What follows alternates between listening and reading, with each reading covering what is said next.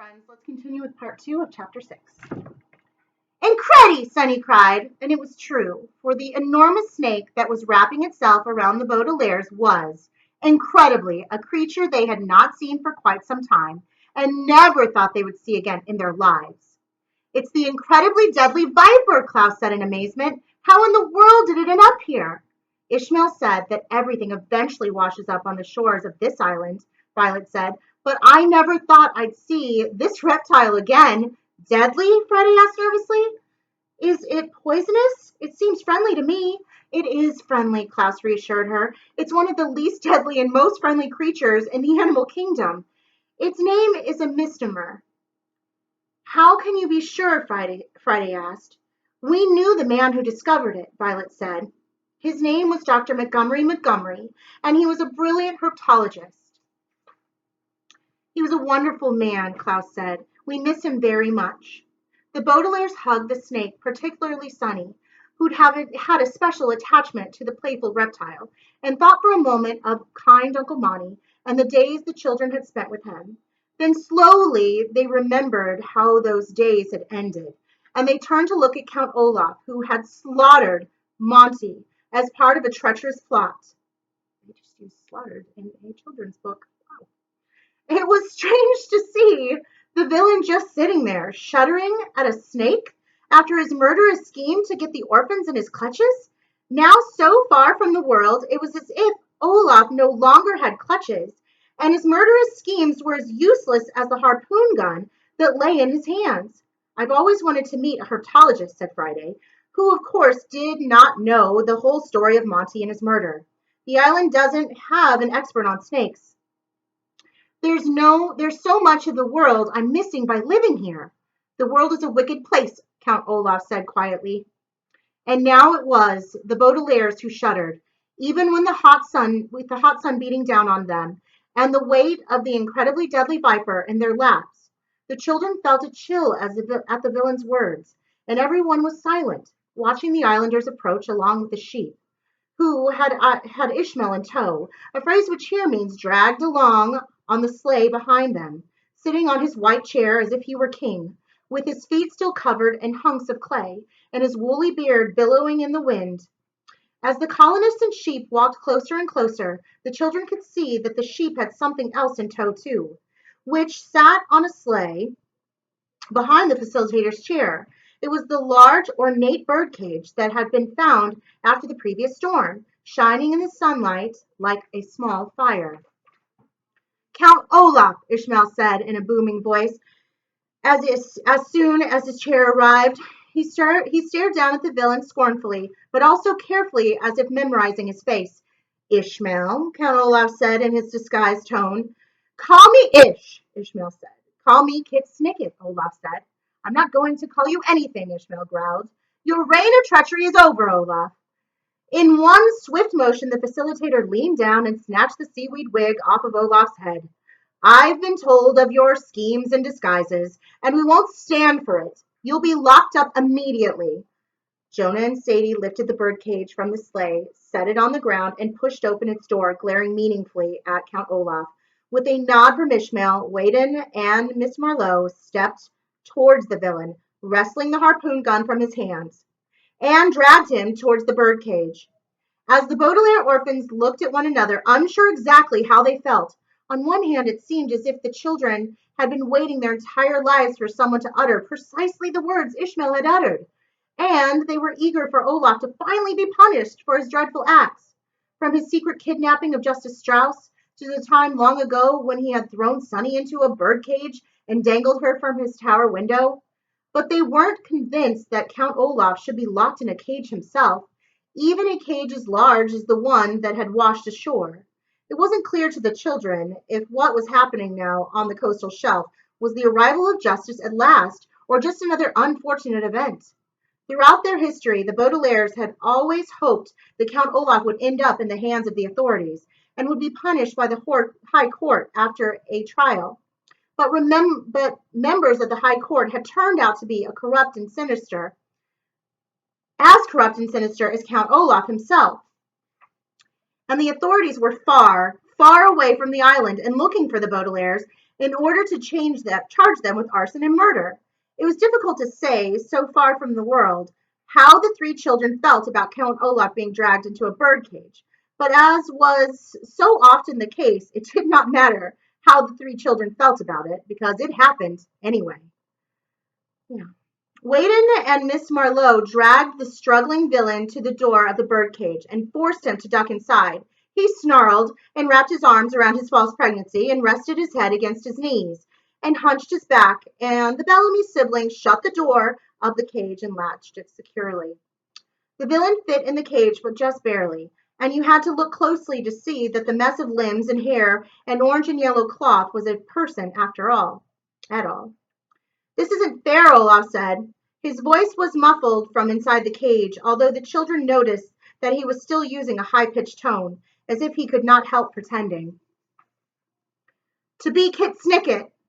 I'm an innocent pregnant woman, and these children are the real villains. You haven't heard the whole story. It depends on how you look at it, Ishmael said firmly. Friday told me you were unkind, and that's all we need to hear. And this seaweed wig is all we need to see. Ishmael's right, Mrs. Caliban said firmly. You've been nothing but treacherous, Olaf, and the Baudelaires have been nothing but good. Nothing but good, Olaf repeated. Ha! Why don't you look in the baby's pocket if you think she's so good? She's hiding a kitchen implement that one of your precious islanders gave her. Ishmael peered down at the youngest Baudelaire from his vantage point, a phrase which here means chair perched on a sleigh dragged by sheep. Is that true, Sonny? He asked. Are you keeping a secret from us?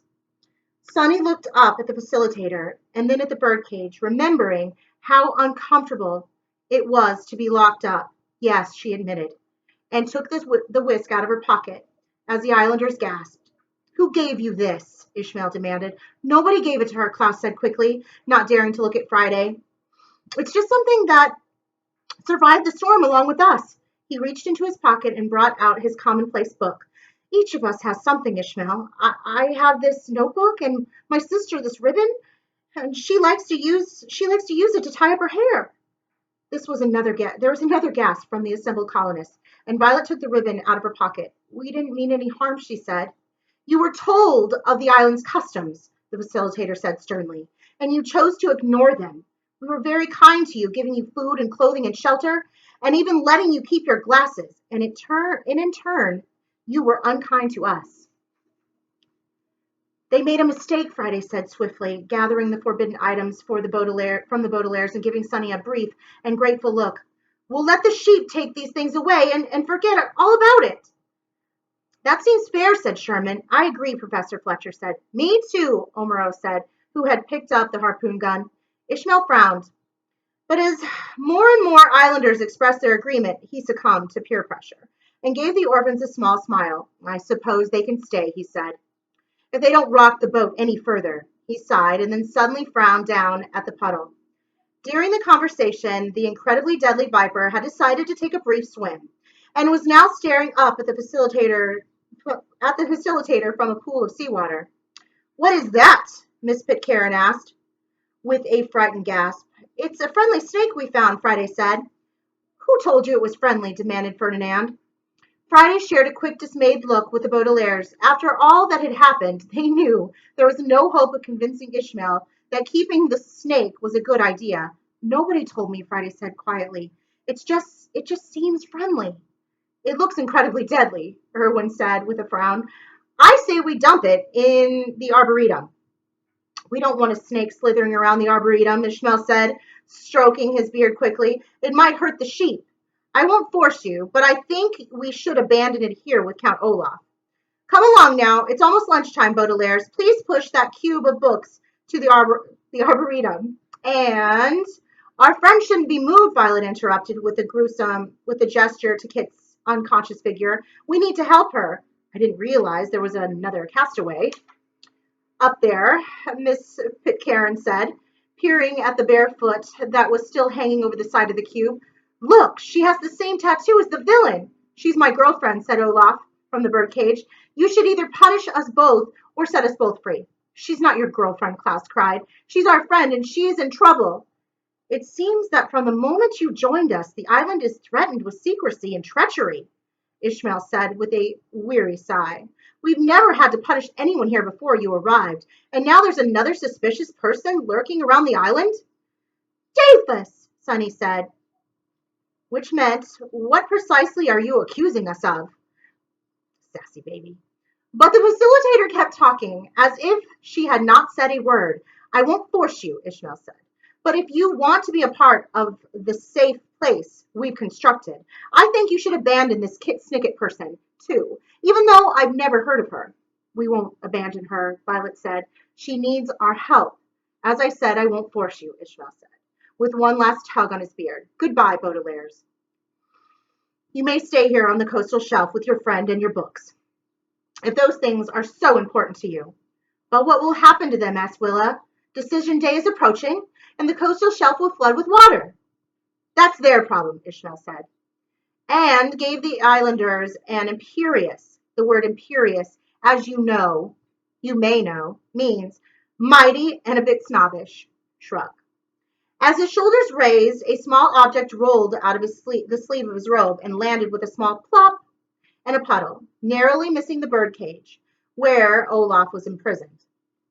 The Baudelaires could not identify the object, but whatever it was enough to make Ishmael hurriedly clap his hands to distract anyone who might have wondered about it. Let's go, he cried, and the sheep began to drag him back towards his tent. A few islanders gave the Baudelaires apologetic looks, as if they disagreed with Ishmael's suggestion, but did not dare to resist the peer pressure of their fellow colonists. Professor Fletcher and Omeros, who had secrets of their own, looked particularly regretful, and Friday looked as if she might cry. She even started to say something to the Baudelaires, but Mrs. Caliban stepped forward and put her arm firmly around the girl's shoulders, and she merely gave the siblings a sad wave and walked away with her mother. The Baudelaires were too stunned for a moment to say anything. Contrary to expectations, Count Olaf had not fooled the inhabitants of this place so far from the world, and had instead been captured and punished. But still the Baudelaires were not safe, and certainly not happy, to find themselves abandoned on the coastal shelf like so much detritus. Oh my gosh. This isn't fair, Klaus said finally, but he said it so quietly that the departing islanders probably did not hear. Only his sister heard him, and the snake the Baudelaires thought they would never see again. And of course Count Olaf, who was huddled in the large ornate birdcage like an imprisoned beast, and who was the only person to answer him. Life isn't fair, he said, in his undisguised voice. And for once the Baudelaire orphans agreed with every word the man said. And that is the end. I'll continue with chapter 7 shortly.